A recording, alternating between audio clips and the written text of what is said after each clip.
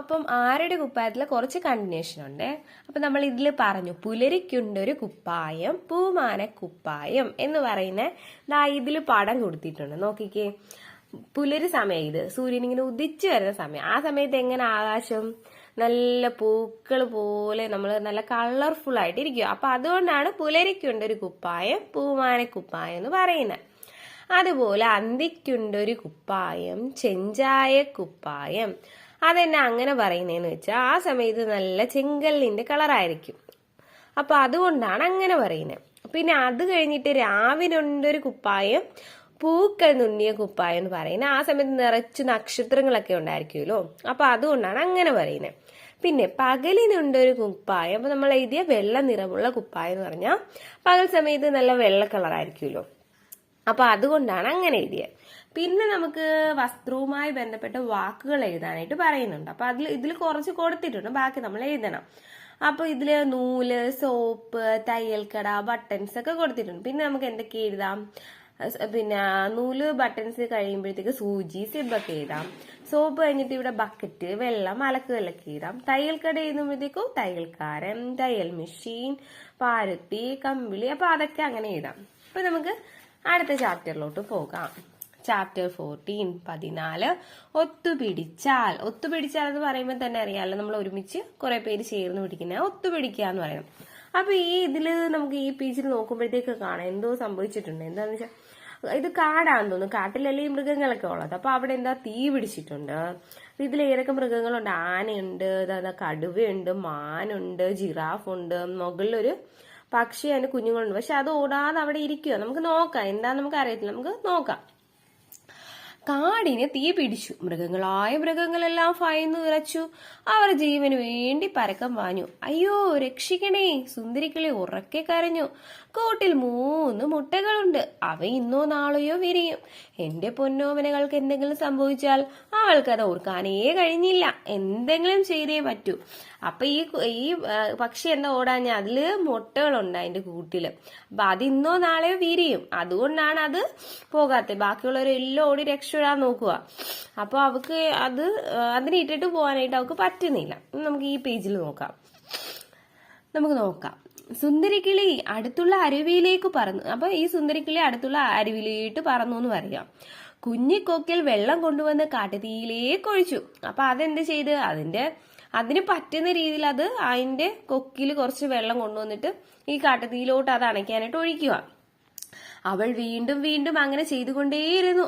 അവളുടെ പ്രയത്നം കണ്ട മൂങ്ങ പറഞ്ഞു, വിഡ്ഢി, ഇങ്ങനെ വെള്ളം ഒഴിച്ചത് കൊണ്ട് തീ കെടുമോ? വേഗം രക്ഷപ്പെടാൻ നോക്ക്. അഗ്നി ആളിപ്പടരുകയാണ്. അപ്പോഴത്തേക്ക് നമ്മുടെ ഈ സുന്ദരിക്കിളി എന്ത് ചെയ്ത് അരുവിയിൽ പോയി വെള്ളം കൊണ്ടുവന്ന് അതിനെ കൊണ്ട് കഴിയുന്ന രീതി. കാരണം എന്താ? അതിന്റെ കുഞ്ഞു മുട്ടകൾ അതിനകത്തുണ്ട്. അപ്പൊ അത് ഇന്നോ നാളെ വിരിയും. അപ്പൊ അതുങ്ങളെ രക്ഷിക്കാൻ വേണ്ടിയിട്ട് ഇതെന്ത് ചെയ്തു? അരുവിയിൽ പോയി വെള്ളം കൊണ്ടുവന്ന് ആ തീ അണയ്ക്കാൻ നോക്കുക. അപ്പൊ ഇത് കണ്ടോണ്ടിരുന്ന മൂങ്ങ എന്തുവാ പറഞ്ഞ? നീ വിഡ്ഢിയാണ്, നീ എന്താ ചെയ്യുന്നത്? നീ ഇങ്ങനെ ചെയ്താ ആ തീ അണയോ? അണയത്തില്ല. അപ്പൊ നീ അവിടുന്ന് രക്ഷപ്പെടാൻ നോക്കൂന്ന് പറയുക. അപ്പൊ അഗ്നി പടരുകയാണെന്ന് ഈ മൂങ്ങ പറഞ്ഞു കൊടുക്കുക. അപ്പൊ ഈ സുന്ദരിക്കിളി എന്താ പറഞ്ഞേ? അപ്പോൾ സുന്ദരിക്കിളി പറഞ്ഞു, ഈ കാടാണ് എനിക്ക് അഭയം തന്നത്. കാട് എനിക്ക് അമ്മയാണ്. എന്നാലാവത് ഞാൻ ചെയ്യുന്നു. അപ്പൊ ഈ സുന്ദരിക്കിളി നല്ലൊരു കിളിയല്ലേ. അപ്പൊ ഈ സുന്ദരിക്കിളി എന്താ പറഞ്ഞേ? ഈ കാടാണ് എനിക്ക് അഭയം തന്നത്. അപ്പൊ ഈ കാടാണ് സുന്ദരിക്കിളിക്ക് അഭയം കൊടുത്തേന്ന് പറയും. അതുപോലെ തന്നെ എന്താ പറയുന്നേ? കാട് എനിക്ക് അമ്മയാണ് എന്നും പറയുന്നുണ്ട്. എന്നെ കൊണ്ട് പറ്റുന്ന രീതിയിൽ ഞാൻ എന്താന്ന് വെച്ചാൽ ചെയ്യുവാണെന്നും നമ്മൾ സുന്ദരിക്കിളി പറയുക. അപ്പൊ മൂങ്ങ ഇതെല്ലാം കേട്ടുകൊണ്ടിരിക്കുക. അപ്പൊ നമുക്ക് അടുത്ത പേജ് നോക്കാം. സുന്ദരിക്കിളി പറയുന്നതിൽ കാര്യമുണ്ടെന്ന് മൂങ്ങയ്ക്കും തോന്നി. ആ മൂങ്ങയും അവളോടൊപ്പം ചേർന്നു. കൂട്ടുകാരും ഒപ്പം കൂടി. അവർ തീ കെടുത്താൻ ശ്രമിച്ചു. വവ്വാൽ ഈ വാർത്ത കാട്ടിലെങ്ങും പരത്തി. അപ്പൊ മൂങ്ങ എന്ത് ചെയ്തു? ഈ സുന്ദരിക്കിളി അപ്പൊ ഇങ്ങനൊക്കെ പറയുന്ന കേട്ടപ്പോ മൂങ്ങയ്ക്ക് തോന്നി ഇതൊക്കെ ശരിയാണെന്ന്, അല്ലെങ്കിൽ അതിൽ കാര്യമുണ്ടെന്ന് തോന്നി. അപ്പൊ മൂങ്ങ എന്ത് ചെയ്തു? മൂങ്ങ അവളുടെ കൂടെ എന്ത് ചെയ്ത് പുഴയിൽ നിന്ന് വെള്ളം കൊക്കിലെടുത്തുകൊണ്ട് വന്ന് തീ അണയ്ക്കാനായിട്ട് നോക്കി. അപ്പൊ ഇത് അവരുടെ കൂട്ടുകാരും അതിന്റെ കൂടെ കൂടി അവരും ഒരുമിച്ച് നമ്മുടെ പുഴയിൽ പോയി വെള്ളം എടുത്തുകൊണ്ട് വന്നിട്ട് തീ കെടുത്താൻ ശ്രമിച്ചു. അപ്പൊ നമ്മുടെ വവ്വാൽ എന്താ ചെയ്തേ? വവ്വാൽ ഈ വാർത്ത കാട്ടിലെങ്ങും പരത്തി എന്ന് പറയാം. അവർ എന്തൊക്കെ ചെയ്തിട്ടുണ്ടാവും? അപ്പൊ നമ്മള് പിന്നെന്തായിരിക്കും അവരെല്ലാരും ചെയ്തിട്ടുണ്ടായിരിക്കുന്നത്? അപ്പൊ അവരെല്ലാം ഒത്തുകൂടി കാണും അല്ലെ? അപ്പൊ നമ്മൾ അതാണ് ഇവിടെ ഫില്ല് ചെയ്ത് കൊടുക്കണ്ട. നമുക്ക് നോക്കാം എഴുതിയിരിക്കുന്നത്. സുന്ദരിക്കിളിയും മൂങ്ങയും അവളുടെ കൂട്ടുകാരും ചേർന്ന് അരുവിയിൽ പോയി. അവരവരുടെ കുക്കുകളിൽ കൊള്ളാവുന്നത്ര വെള്ളം കൊണ്ടുവന്ന് കാട്ടുതീ അണയ്ക്കാൻ ശ്രമിച്ചു. വാർത്ത പരത്തി കൂട്ടുകാർക്കൊപ്പം തിരികെ വന്ന വവ്വാൽ ചിറക് വീശി തന്നാലാവുന്ന വിധം തീ അണയ്ക്കാൻ ശ്രമിച്ചു. അപ്പൊ അങ്ങനെയാണ് ഇവിടെ എഴുതിയിരിക്കുന്നത്. നമുക്ക് ഇഷ്ടമുള്ള രീതിയിൽ എഴുതാം. ദാ നോക്ക്, വവ്വാൽ ഇവിടെ ഒരു തീയുടെ പടവും കൊടുത്തിട്ടുണ്ട്. നമുക്ക് ഈ പേജ് നോക്കാം. ദാ നോക്കൂ, ഇപ്പൊ എന്താ സംഭവിച്ചത് നോക്കാം. ഇത് കണ്ട ആനക്കൂട്ടം ഓടി വന്നു. അവർ തുമ്പിക്കൈയിൽ വെള്ളം കൊണ്ടുവന്ന് തീയിലേക്ക് ചീറ്റി. കുരങ്ങുകൾ ഇലക്കുമ്പിളിൽ വെള്ളം കോരിയൊഴിച്ചു. മുയലും ജിറാഫും പുലിയും ഓടി വന്ന് സഹായിച്ചു. അപ്പൊ ഇതെന്ത് ചെയ്തു? അപ്പൊ ഇതൊക്കെ കണ്ടോണ്ടിരുന്ന ആനക്കൂട്ടവും ഓടി വന്നു. അവരെന്ത് ചെയ്ത്? അവർ തുമ്പിക്കൈയിൽ വെള്ളം എടുത്തിട്ട് തീയിലോട്ട് ഒഴിച്ചു. അതുപോലെ കുരങ്ങൾ എന്ത് ചെയ്ത്? ഇലക്കുമ്പിളിൽ വെള്ളം കോരിയെടുത്തിട്ട് ഇതിലോട്ട് ഒഴിച്ചു. അതുപോലെ മുയലും ജിറാഫും പുലിയും എല്ലാം ഓടി വന്നിട്ട് സഹായിച്ചു. അപ്പൊ ഇപ്പൊ എന്താ സംഭവിച്ചേ? തീയെല്ലാം അണഞ്ഞല്ലേ? കണ്ടാ നോക്ക്, തീ അണഞ്ഞു. എല്ലാവർക്കും ആശ്വാസമായി. ഇനി മഴ പെയ്യണം. അപ്പോൾ കരിഞ്ഞ കാടെല്ലാം വീണ്ടും തളിർക്കും. സുന്ദരിക്കിളി പറഞ്ഞു. നിറയെ മരങ്ങളും പഴങ്ങളും ചെടികളും പൂക്കളുമുള്ള ഒരു കാടാവും അത്. ഒരു മരച്ചില്ലയിലെ കൂട്ടിലിരുന്ന് തന്റെ കുഞ്ഞുങ്ങളെ ലാളിക്കുന്നത് സുന്ദരിക്കിളി സ്വപ്നം കണ്ടു. അപ്പൊ എന്താ പറയുന്നേ? തീയെല്ലാം അണഞ്ഞു. കണ്ടോ? നമുക്ക് എല്ലാരും കൂടെ ശ്രമിച്ചു. അപ്പൊ ഈ ചാപ്റ്ററിന്റെ പേര് തന്നെ ഒത്തുപിടിച്ചാൽ എന്നല്ലേ? അപ്പൊ ഇവരെല്ലാരും കൂടെ ഒത്തുപിടിച്ചപ്പോ എന്ത് പറ്റി? തീ അണയ്ക്കാൻ പറ്റി. അപ്പൊ എല്ലാവർക്കും സമാധാനമായി. അപ്പൊ ഇനി മഴ പെയ്യുമ്പോ എന്ത് പറ്റും? ഇപ്പൊ കാട്ടു തീ മൊത്തം പിടിച്ച് ഇവിടെയുള്ള ചെടിയെല്ലാം കരഞ്ഞു പോയില്ലേ? ഇനി അടുത്ത മഴ പെയ്ത് കഴിയുമ്പോ എന്ത് സംഭവിക്കും? മഴ പെയ്ത് കഴിയുമ്പോ ഇതെല്ലാം പിന്നെയും തളിർത്ത് പിന്നെയും കുറെ മരങ്ങളും ചെടികളും പഴങ്ങളും എല്ലാം പിടിക്കും.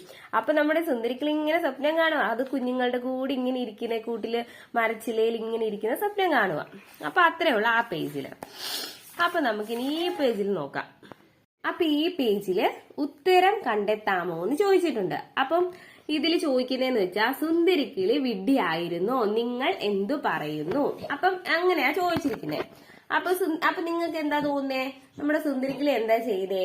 എല്ലാരെയും കൂടി ചേർത്തിട്ട് അവൾ ചെയ്യുന്ന പ്രവൃത്തി കണ്ടിട്ടല്ലേ എല്ലാരും കൂടി നമ്മുടെ തീയൊക്കെ അണച്ചേ. അപ്പൊ സുന്ദരിക്കിളി ചെയ്ത പ്രവൃത്തി ശരിയായിരുന്നോ? അതോ അവള് മന്തിയായിരുന്നോ? വിഡ്ഢിയായിരുന്നോ? അല്ല. അപ്പൊ നമുക്ക് എന്താ അവിടെ എഴുതാൻ പറ്റുന്നേ?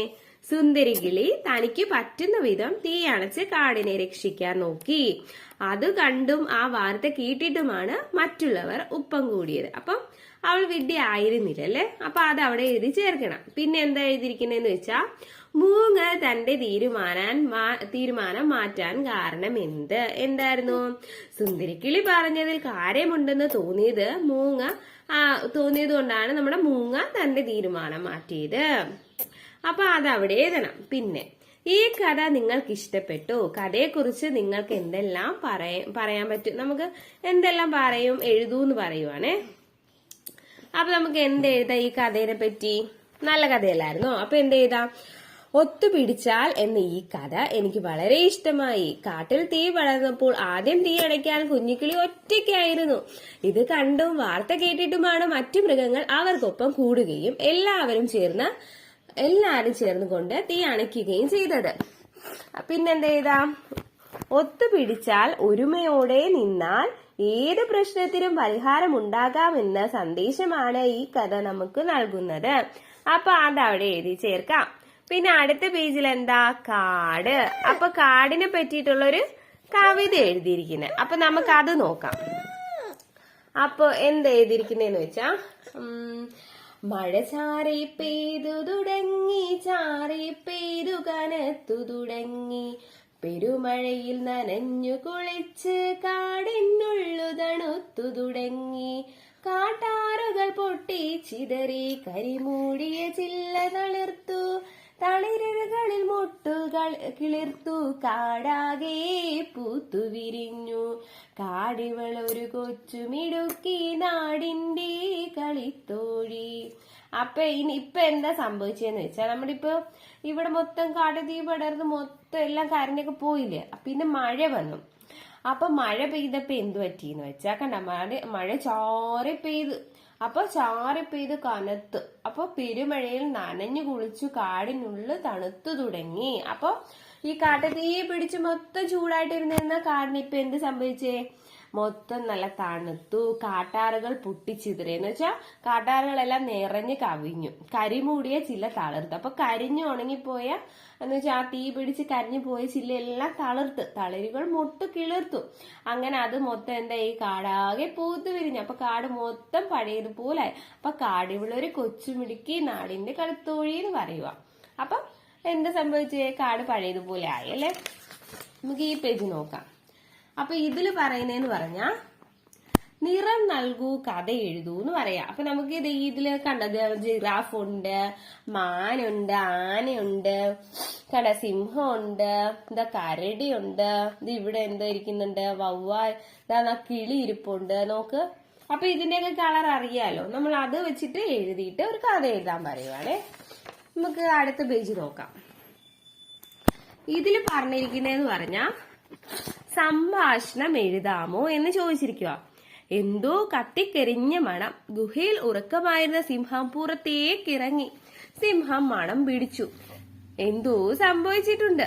അപ്പോഴാണ് സുന്ദരിക്കിളി അതുവഴി വന്നത്. സുന്ദരിക്കിളി, ഹേ സിംഹമേ, നിങ്ങളൊന്നും അറിഞ്ഞില്ലേ? ഗുഹയിൽ കിടന്ന് സ്വപ്നം കാണുകയായിരുന്നു. സിംഹം, ഞാനൊന്ന് മയങ്ങിപ്പോയി. എന്താ ഒരു മണം? എന്താ സംഭവിച്ചത്? സുന്ദരിക്കിളി, അപ്പൊ എന്തായിരിക്കും സുന്ദരിക്കിളി പറഞ്ഞിട്ടുണ്ടായിരിക്കും? നമ്മൾ ഫില്ല് ചെയ്യണം. കാടിന് തീ പിടിച്ചു, എല്ലാം കത്തിക്കരിഞ്ഞു. അപ്പം നമ്മൾ സിംഹം ചോദിക്കും, എന്നിട്ട് എന്തുണ്ടായി?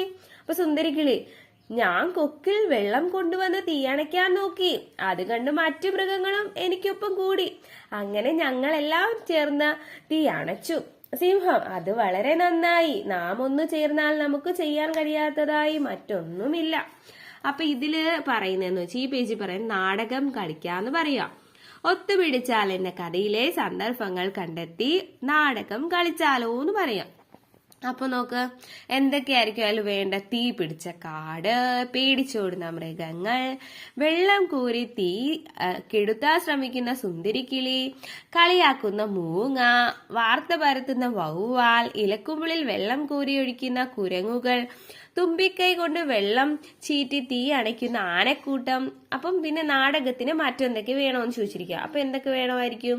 മുഖമൂടികൾ, വേഷം, വെള്ളം, തീ, മരങ്ങൾ. അപ്പൊ ഇതൊക്കെ ഇതിനകത്ത് വേണ്ട. കാരണം ഇത്രയും കാര്യങ്ങളൊക്കെ ഈ കഥയിലുണ്ട്. അതുകൊണ്ട് അപ്പൊ അതൊക്കെ വേണം. പിന്നെ കളിച്ച നാടകത്തെ കുറിച്ച് എനിക്ക് പറയാനുള്ളത് എന്തായിരിക്കും പറയാനുള്ളത്? ഇത് നല്ലൊരു കഥയല്ലേ, അപ്പൊ നല്ലൊരു നാടകമായിരിക്കുമല്ലോ. അപ്പൊ എന്ത് എഴുതണം?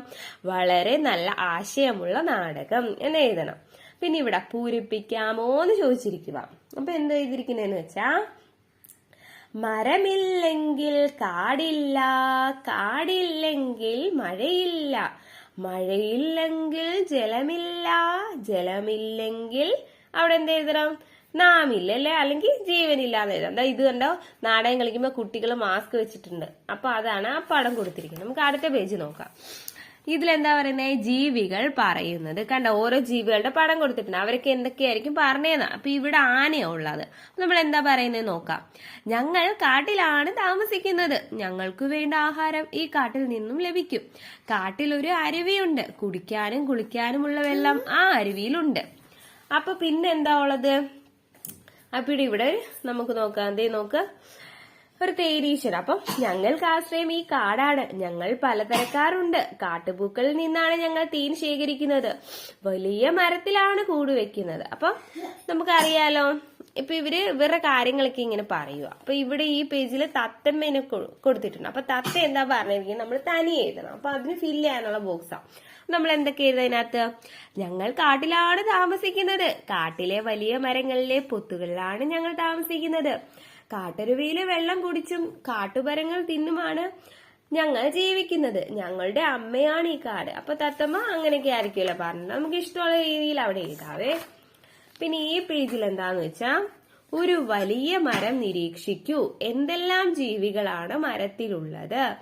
നിങ്ങൾ കണ്ട മരത്തിലെ ജീവികളെ ചിത്രത്തിൽ വരച്ചു ചേർക്കൂ. മരത്തിലെ ജീവികളുടെ പേരെഴുതൂ. അവയ്ക്ക് മരം കൊണ്ടുള്ള പ്രയോജനങ്ങൾ എഴുതും. അപ്പൊ നമ്മൾ ഒരു മരം നോക്കിയിട്ട് അതിൽ എന്തൊക്കെ ഉണ്ട് എന്നുള്ളത് എഴുതാൻ പറയും. അപ്പൊ നമുക്ക് എന്തൊക്കെ എഴുതാം, അതൊക്കെ ഇവിടെ വരച്ച് ചേർക്കുകയും ചെയ്യണം. മരത്തിൽ എന്തൊക്കെയാ ഉള്ളത്? അണ്ണാൻ, കുരങ്ങ്, വവ്വാല്, തത്ത, കാക്ക, ഉറുമ്പ്, ചിതൽ, തേനീച്ച, മരം, വാസസ്ഥലത്തോടൊപ്പം ഭക്ഷണം. അപ്പം പിന്നെ തേനീച്ച ഇത്രയൊക്കെയുള്ള മരം എന്താ ചെയ്യുന്നത്? ഈ മരം വാസസ്ഥലത്തോടൊപ്പം ഭക്ഷണവും നൽകുന്നുണ്ട് അല്ലെ. അതിലുള്ള പഴങ്ങളൊക്കെ ഇവർക്ക് പിന്നെ ഭക്ഷണമാവുമല്ലോ. അപ്പൊ അതാണ് അത് പറയുന്നത്. കൊച്ചു കരങ്ങൾ മരം നട്ടാൽ പച്ച പുതയ്ക്കും മലയാളം. അപ്പൊ നമ്മൾ മരം നട്ട് കഴിഞ്ഞാൽ മൊത്തം പച്ചപ്പാകത്തില്ലേ കുറെ പിടിച്ചു വരുമ്പോഴത്തേക്കും. അപ്പൊ അതാണ് അതിൽ ഉദ്ദേശിക്കുന്നത്. അപ്പൊ ഈ ചാപ്റ്റർ അത്രയേ ഉള്ളൂ.